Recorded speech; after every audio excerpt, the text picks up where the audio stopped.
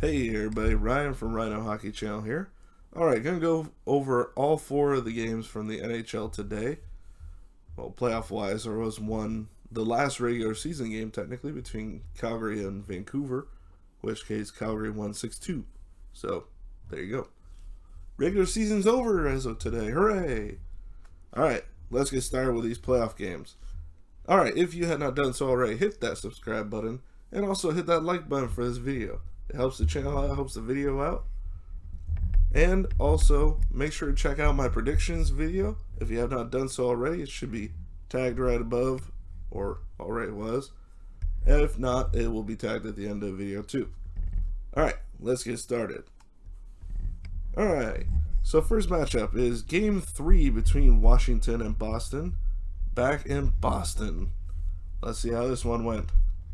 Another overtime game. That's 3 so far in this series. This one went 2 overtimes though, before Boston won it 3-2, taking a 2-1 series lead. Alright, first goal came 8:21 into the second. Alex Ovechkin scored his first of the playoffs on the power play from Anthony Mantha. At 9:17 of the second, Taylor Hall's second of the playoffs from Craig Smith and Colin Miller. At 18:15, the Capitals take the lead again. Nick Dowd's second from Garnett Hathaway, which is his first assist. I forgot to write it down. Then Boston would tie the game at 11:32 into the third period. Brad Marchand's second on the power play from Bergeron and McAvoy. Now no scoring in the first overtime. Second overtime though, 5:48 in, Craig Smith would get the game-winning goal, his first of the playoffs, and you know what? 3 points in 3 games so far for him. I'd say that is a good free agent signing at this point. So, there you go. Alright, Boston outshot the Capitals 43-37. Capitals beat them on the faceoff dot 52-48. Both teams were 1 for 5 on the power play, 10 penalty minutes each. Hits were 60-57 in favor of Boston.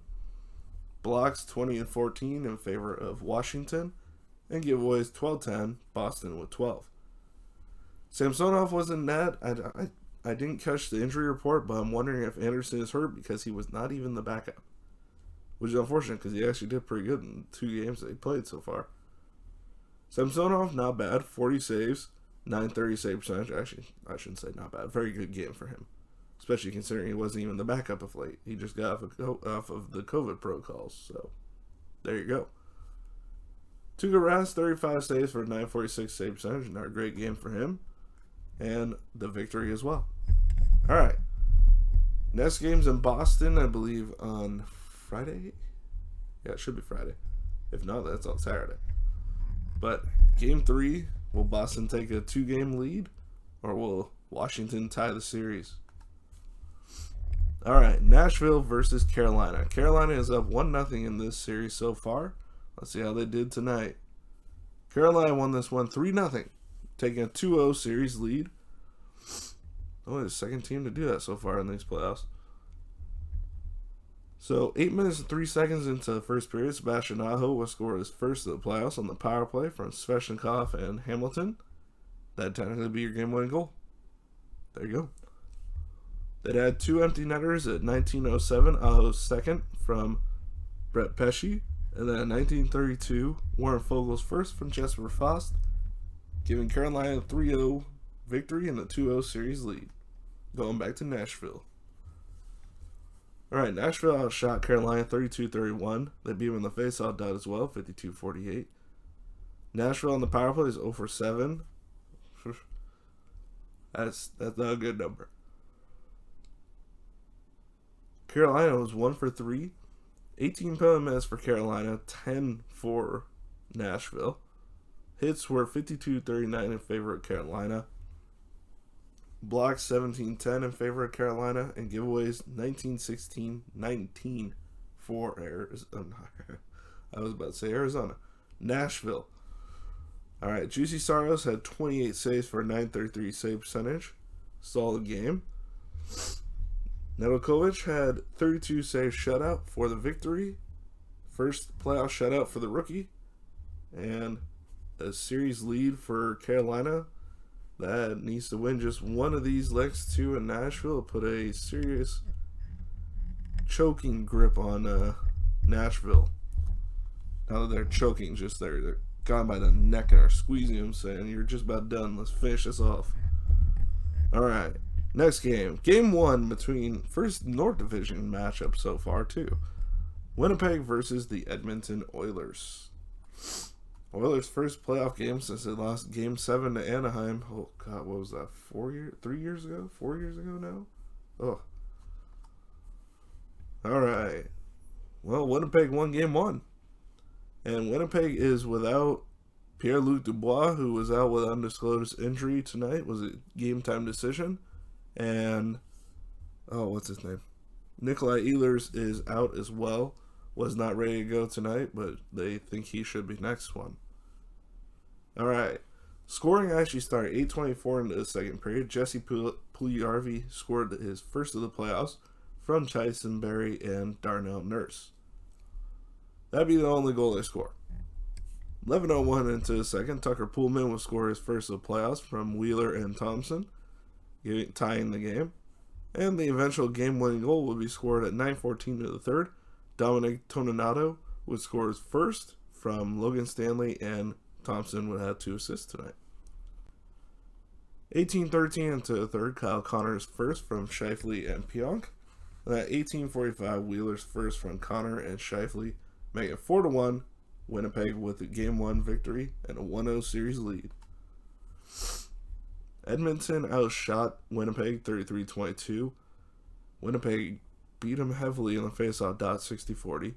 Power plays were 0 for 0, or no power plays at all for Winnipeg, and 0 for 1 for Edmonton. 2 penalty minutes for Winnipeg to 0 for Edmonton. Hits were 68-50 in favor of Winnipeg. Blocks 19-8 in favor of Winnipeg. Giveaways were 18-15, Winnipeg with 18. Connor Hellebuyck, looking more like his Vezina self tonight, 32 saves, 970 save percentage.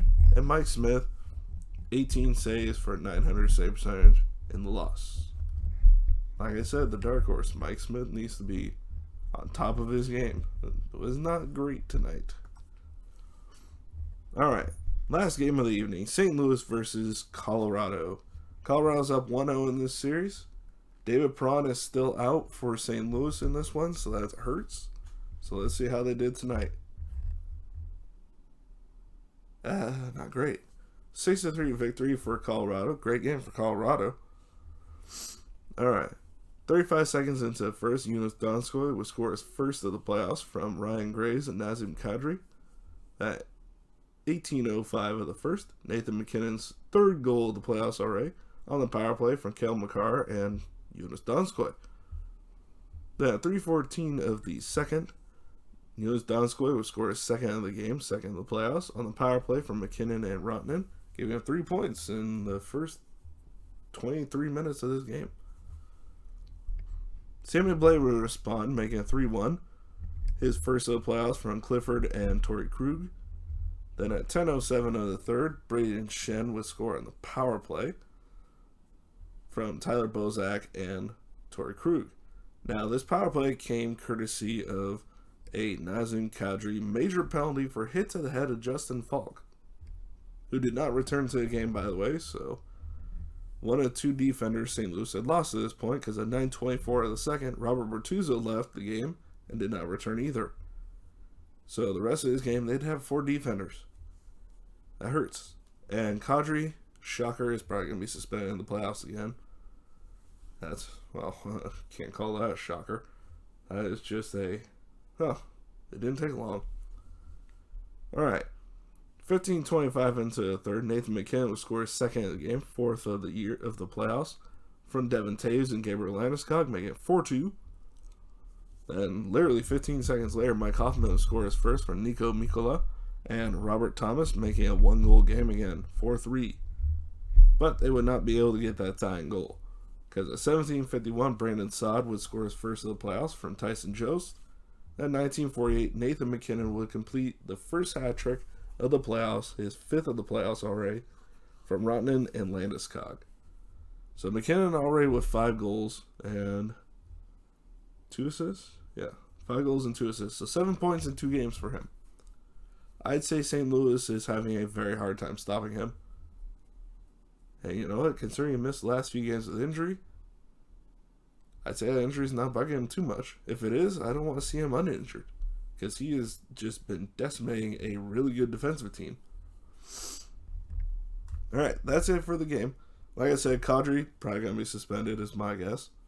I haven't actually seen the penalty yet, granted, but if they deemed it good enough for major, since now they have to review it with Toronto, my guess is with his history, he's getting suspended. At least a couple of games. Because playoffs, they usually make it a shorter term than regular season. Alright, Colorado and St. Louis, they were tied in shots on goal with 35 each. Colorado did them in the faceoff dot pretty badly, 64-36. St. Louis 1 for 2 on the power play, Colorado 2 for 2. Penalty minutes were 7-4, 7 for Colorado. Hits were 26-19 in favor of St. Louis. Very light hitting game, honestly, considering how the first game was. Blocks 17-14 in favor of Colorado. Giveaways 11-5, 11 for Colorado. Jordan Binnington had 29 saves for 879 save percentage in the loss. And Philip Grubauer 32 saves, 914 save percentage in the victory. So there you have it. That's all the games for tonight. Yep. I hope you enjoyed the video. If you did, please hit that like button and make sure to hit that subscribe button if you haven't done so already. And other than that, make sure to comment and share. And I will see you all next video. Bye, everybody.